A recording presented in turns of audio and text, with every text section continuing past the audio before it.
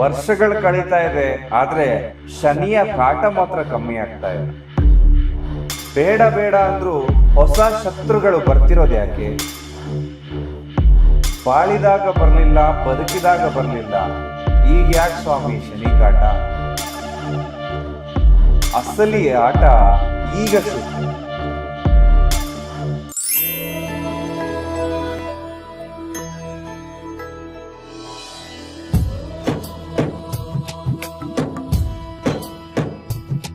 ಹಣಕಾಸು, ಮದುವೆ, ದಾಂಪತ್ಯ, ಪ್ರೀತಿ ಪ್ರೇಮ ಸಮಸ್ಯೆಗಳು, ಜೀವನದಲ್ಲಿ ನೆಮ್ಮದಿ ಇಲ್ಲದಿರುವುದು, ವ್ಯಾಪಾರ ಅಭಿವೃದ್ಧಿ, ಮನೆಯ ವಾಸ್ತು ಹಾಗೂ ಇನ್ನಿತರ ಸಮಸ್ಯೆಗಳಿಗೆ ಶಾಸ್ತ್ರೋಕ್ತ ಮತ್ತು ಶಾಶ್ವತ ಪರಿಹಾರವನ್ನ ತಿಳಿಸಿಕೊಡುತ್ತಾರೆ. ಗುರುದೇವ್, ಕುಂಭರಾಶಿಯವರ 2026ನೇ ಸಾಲಿನ ವರ್ಷ ಭವಿಷ್ಯ ಯಾವ ರೀತಿ ಇರುತ್ತೆ? ಯಾವ ಕೆಲಸಗಳನ್ನ ಮಾಡೋದು ಅದೃಷ್ಟವನ್ನ ತಂದು ಕೊಡುತ್ತೆ? ಯಾವ ಕ್ಷೇತ್ರದಲ್ಲಿರುವವರಿಗೆ ಲಾಭದಾಯಕ ಫಲಗಳಿರುತ್ತೆ? ಎಲ್ಲವನ್ನ ಕೂಡ ಪರಿಪೂರ್ಣವಾಗಿ ತಿಳಿಸ್ಕೊಡ್ತಾ ಇದ್ದೇನೆ. ಮೊದಲನೇ ಸರಿ ನಮ್ಮ ಚಾನಲ್ಗೆ ಬಂದಿದ್ರೆ ದಯವಿಟ್ಟು ಸಬ್ಸ್ಕ್ರೈಬ್ ಮಾಡ್ಕೊಳ್ಳಿ, ಹಾಗೆ ಪಕ್ಕದಲ್ಲಿರುವಂತಹ ಬೆಲ್ ಐಕಾನ್ ಕೂಡ ಕ್ಲಿಕ್ ಮಾಡ್ಕೊಳ್ಳಿ. ಇದರಿಂದಾಗಿ ನಾವು ಮಾಡುವಂತಹ ವಿಡಿಯೋಗಳನ್ನ ಮೊದಲು ನೀವೇ ನೋಡ್ಬೋದು. ವೀಕ್ಷಕರೇ, ಒಂದು 10 ರಿಂದ 12 ನಿಮಿಷಗಳ ಕಾಲ ಸಮಯವನ್ನ ತೆಗೆದುಕೊಂಡು ಈ ವಿಡಿಯೋವನ್ನ ನೋಡಿ, ಯಾಕಂದ್ರೆ ಬಹಳ ವಿಶೇಷವಾಗಿ ಉಪಯುಕ್ತ ಮಾಹಿತಿಯನ್ನ ತಮ್ಮೆಲ್ಲರಿಗೂ ಕೂಡ ತಿಳಿಸ್ಕೊಡ್ತಾ ಇದ್ದೇನೆ. ಇದನ್ನ ಬಳಸ್ಕೊಂಡು ನಿಮ್ಮ ಜೀವನದ ಅಭಿವೃದ್ಧಿ 2026ರಲ್ಲಿ ಹೇಗೆ ಆಗುತ್ತೆ ಅಂತಕ್ಕಂಥದ್ರ ಪರಿಪೂರ್ಣ ಮಾಹಿತಿಯನ್ನ ಕೂಡ ತಿಳಿಸ್ಕೊಡ್ತಾ ಇದ್ದೇನೆ. ಮೊದಲಿಗೆ ಬಹಳ ವಿಶೇಷವಾಗಿರ್ತಕ್ಕಂತಹ ಅಪ್ಡೇಟ್ ಏನಪ್ಪಾ ಅಂತಂದ್ರೆ, ವಿಡಿಯೋವನ್ನ ನೋಡ್ತಾ ಇರುವಂತಹ ಪ್ರತಿಯೊಬ್ಬರಿಗೂ ಕೂಡ ವಿಶೇಷವಾದ ಯಂತ್ರ ನಿಮ್ಮ ರಾಶಿಯ ಅನುಗುಣವಾಗಿ ನೀಡ್ತಾ ಇದ್ದೇವೆ.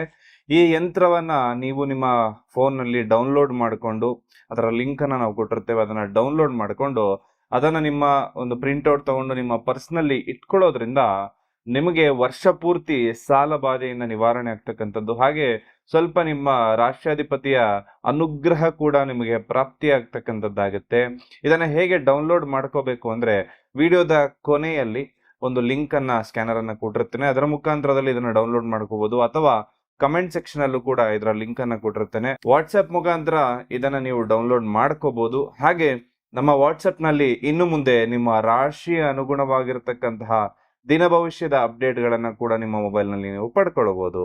ಹಾಗೆ ಗ್ರಹ ಸಂಚಾರ ಫಲ, ಈ ವರ್ಷ ಪೂರ್ತಿ ಇರ್ತಕ್ಕಂತಹ ಗ್ರಹಗಳ ಸಂಚಾರ ಫಲಗಳೇನೇನಿದೆ ಅಂತ ನೋಡೋದಾಯ್ತು ಅಂದ್ರೆ, ಜೂನ್ ತಿಂಗಳಲ್ಲಿ ಗುರುಗ್ರಹ ಮಿಥುನ ರಾಶಿಯಿಂದ ಕಟಕ ರಾಶಿಯ ಪ್ರವೇಶವನ್ನ ಮಾಡ್ತಾರೆ. ಅಕ್ಟೋಬರ್ 26ನೇ ತಾರೀಕು ಕಟಕ ರಾಶಿಯಿಂದ ಸಿಂಹ ರಾಶಿಯ ಪ್ರವೇಶ ಮಾಡತಕ್ಕಂಥದ್ದು.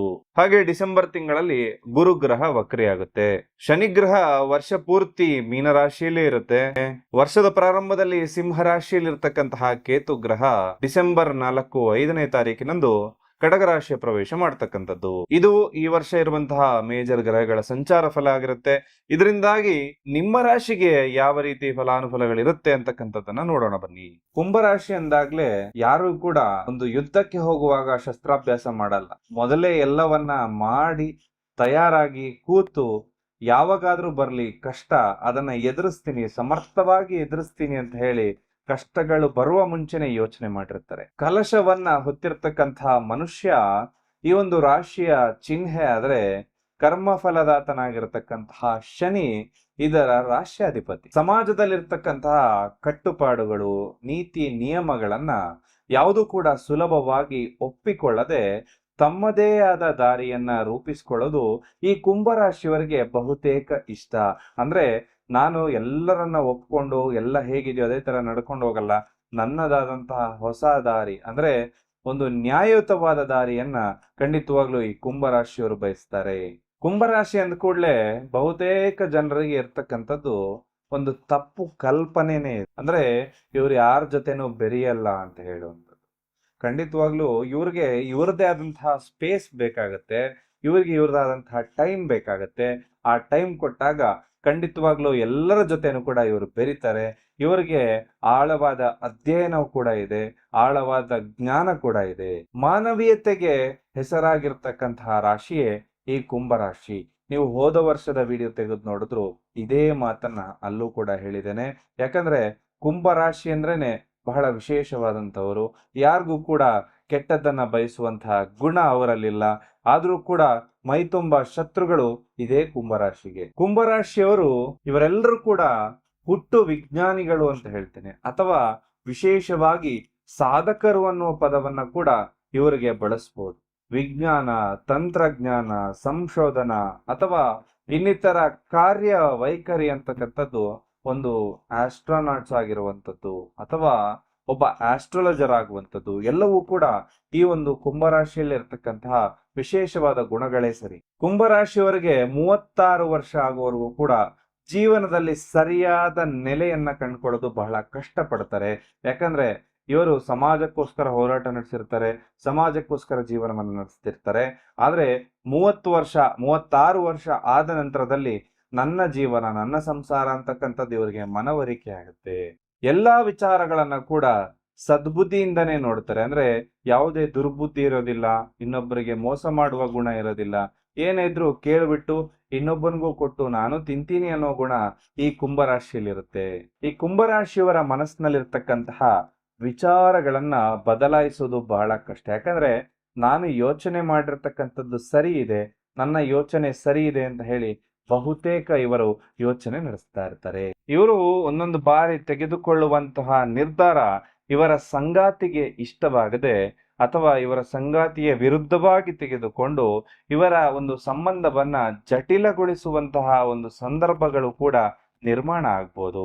ಅದರಲ್ಲೂ ತಾರ್ಕಿಕ ಒಂದು ಪರಿಹಾರಗಳನ್ನ ಕೊಡೋದಕ್ಕೆ ಹೋಗಿ ಸ್ವಲ್ಪ ಸಂಬಂಧಗಳೆಲ್ಲವೂ ಕೂಡ ಜಟಿಲ ಆಗ್ತಾ ಬರುತ್ತೆ. ಇವರ ಜೀವನದಲ್ಲಿರ್ತಕ್ಕಂತಹ ದೊಡ್ಡ ಸವಾಲು ಏನಂದ್ರೆ ಇವರ ರೀತಿಯೇ ಎಲ್ಲರೂ ಯೋಚನೆ ಮಾಡಲ್ಲ, ಎಲ್ಲರೂ ಕೂಡ ಅವರ ಮೂಗಿನ ನೇರಕ್ಕೆ ಯೋಚನೆ ಮಾಡ್ತಾರೆ ಅಂತಕ್ಕಂಥದ್ದು ಇವರಿಗೆ ಅರ್ಥ ಆಗೋದು ಬಹಳ ತಡವಾಗುತ್ತೆ.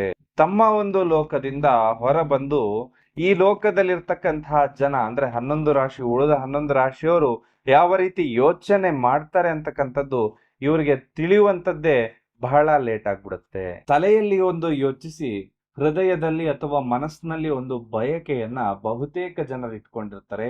ಆದ್ರೆ ಈ ಕುಂಭರಾಶಿಯವರು ತಮ್ಮ ಬುದ್ಧಿ ಹಾಗೂ ಮನಸ್ಸು, ಹೃದಯದಲ್ಲಿ ಇರ್ತಕ್ಕಂತಹ ಆಸೆ ಆಕಾಂಕ್ಷೆಗಳೆಲ್ಲವೂ ಕೂಡ ಒಂದೇ ಇರಬೇಕು ಅಂತಕ್ಕಂಥದ್ದು. ಮನಸ್ಸಿಗೆ ಏನನ್ಸುತ್ತೋ ಅದನ್ನೇ ಮಾಡಬೇಕು, ತಲೆಯಲ್ಲಿ ಏನಿರುತ್ತೋ ಅದೇ ತನ್ನ ಮನಸ್ಸಲ್ಲೂ ಅನಿಸ್ಬೇಕು ಅಂತಕ್ಕಂತ ಹೋರಾಟ ಜೀವನ ಪೂರ್ತಿ ಇವರು ಮಾಡ್ತಾರೆ. ಇಂತಹ ಕುಂಭರಾಶಿಗೆ 2026ರಲ್ಲಿ ಗ್ರಹಗತಿಗಳ ಸಂಚಾರ ಫಲದಿಂದ ಆಗುವಂತಹ ಬದಲಾವಣೆಯಿಂದಾಗಿ ನಿಮ್ಮ ವೃತ್ತಿ ಜೀವನದಲ್ಲಿ ಪ್ರಗತಿಯನ್ನ ನೀವು ಕಾಣ್ಕೊಳ್ತೀರಿ.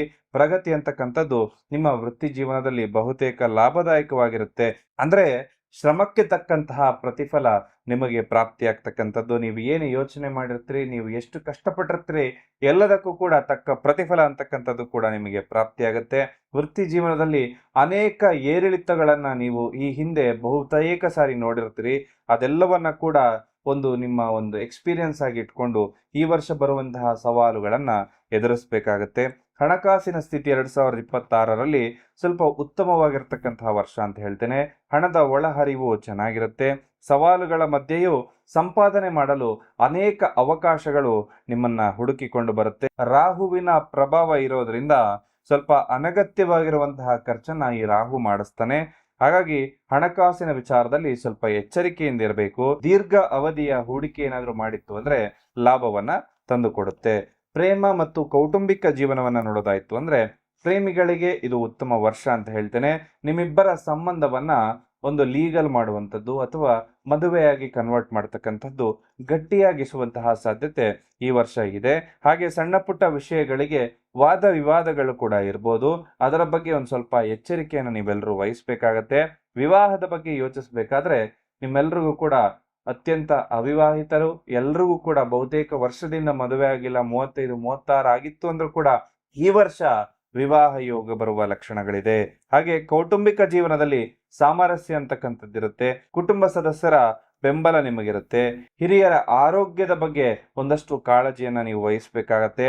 ಈ ವರ್ಷ ನಿಮ್ಮ ಆರೋಗ್ಯ ಉತ್ತಮವಾಗಿರುತ್ತೆ. ಆದ್ರೆ ಕೆಲಸದ ಒತ್ತಡ, ಮಾನಸಿಕ ಒತ್ತಡದಿಂದ ಸ್ವಲ್ಪ ಸಮಸ್ಯೆಯನ್ನ ನೀವು ಎದುರಿಸಬಹುದು. ಸ್ವಲ್ಪ ಒಂದಷ್ಟು ಸುಸ್ತು ಅಥವಾ ದಣಿಯುವಂತಹ ಲಕ್ಷಣಗಳು ಕೂಡ ಇರುವಂತದ್ದು. ಸ್ವಲ್ಪ ದಿನನಿತ್ಯ ಧ್ಯಾನ, ವ್ಯಾಯಾಮ ಎಲ್ಲವನ್ನ ಮಾಡಿ, ಹಾಗೆ ನಿಯಮಿತ ಆಹಾರದ ಸೇವನೆಯನ್ನ ಕೂಡ ನೀವು ಮಾಡಬೇಕಾಗತ್ತೆ. ಒಂದಷ್ಟು ವಾಕಿಂಗ್ ಮಾಡುವಂಥದ್ದು, ಎಕ್ಸರ್ಸೈಸ್ ಮಾಡುವಂಥದ್ದು ಎಲ್ಲವನ್ನ ಕೂಡ ರೂಢಿಸ್ಕೊಳ್ಳಿ, ಲಾಭದಾಯಕವಾಗಿರುತ್ತೆ. ಈ ವರ್ಷದಲ್ಲಿ ನಿಮಗೆ ಅದೃಷ್ಟ ತರುವಂತಹ ತಿಂಗಳುಗಳು ಜನವರಿ ಮತ್ತು ಫೆಬ್ರವರಿ ತಿಂಗಳು. ಈ ವರ್ಷದ ಆರಂಭವು ಅದೃಷ್ಟವನ್ನು ತರುತ್ತೆ.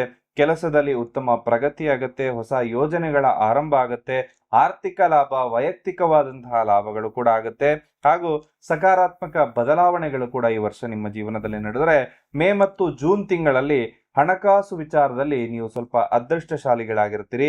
ಹೂಡಿಕೆಗಳೆಲ್ಲವೂ ಕೂಡ ಲಾಭವನ್ನ ತಂದುಕೊಟ್ರೆ ಆದಾಯದ ಮೂಲಗಳು ಕೂಡ ಹೆಚ್ಚಾಗುವಂತಹ ಲಕ್ಷಣಗಳು ಈ ಸಂದರ್ಭದಲ್ಲಾಗುತ್ತೆ. ಹೊಸ ಮನೆ ಅಥವಾ ವಾಹನ ಖರೀದಿ ಯೋಗ ಕೂಡ ಈ ಒಂದು ಕುಂಭರಾಶಿಯವರಿಗೆ ಮೇ ಅಥವಾ ಜೂನ್ ತಿಂಗಳಲ್ಲಿದೆ. ಸೆಪ್ಟೆಂಬರ್ ಮತ್ತೆ ಅಕ್ಟೋಬರ್ ತಿಂಗಳಲ್ಲಿ ನಿಮ್ಮ ವೃತ್ತಿ ಜೀವನದ ಸಂಬಂಧದ ಮೇಲೆ ಉತ್ತಮ ಫಲ ಅಂತಕ್ಕಂಥದ್ದಿದೆ. ಕಠಿಣ ಪರಿಶ್ರಮಕ್ಕೆ ತಕ್ಕ ಒಂದು ಪ್ರತಿಫಲ ಅಂತಕ್ಕಂಥದ್ದು ಕೂಡ ಪ್ರಾಪ್ತಿಯಾಗುತ್ತೆ. ಪ್ರೀತಿ ಪಾತ್ರರೊಂದಿಗೆ ಉತ್ತಮ ಸಮಯ ಕಳೆಯುವಂತಹ ಲಕ್ಷಣಗಳಿರುತ್ತೆ. ಮುಂದಿನ ಹಂತಕ್ಕೆ ಹೋಗೋದಕ್ಕೆ ಒಳ್ಳೆಯ ಸಮಯ ಅಂತ ಹೇಳ್ತೇನೆ. ಹಾಗೆ 2024 ಅಥವಾ 25ರಲ್ಲಿ ನಾವೇನೋ ಯೋಜನೆಯನ್ನ ಮಾಡ್ಕೊಂಡಿರ್ತೀವಿ, ಈ ಕೆಲಸ ಮಾಡಬೇಕು, ಆ ಕೆಲಸ ಮಾಡಬೇಕು ಅಂತ. ಆ ಕೆಲಸ ಕೊನೆ ಹಂತದವರೆಗೂ ಬಂದು ಹಾಳಾಗೋದಕ್ಕೆ ಮೂಲ ಕಾರಣ ಏನು ಅಂತ ಯಾವತ್ತಾದ್ರೂ ಯೋಚನೆ ಮಾಡಿದಿರಾ? 2 ಕಾರಣ ಇದೆ ಮೂಲವಾಗಿರ್ತಕ್ಕಂಥದ್ದು ನಮ್ಮ ಕೆಲಸ ಕಾರ್ಯಗಳು ಹಾಳಾಗ್ಲಿಕ್ಕೆ. ಮೊದಲನೆಯದ್ದು ಜರಗಳ ನರದೃಷ್ಟಿ ದೋಷ, ಇನ್ನೊಂದು ದೈವ ಬಲ ಇಲ್ಲದೆ ಇರತಕ್ಕಂಥದ್ದು.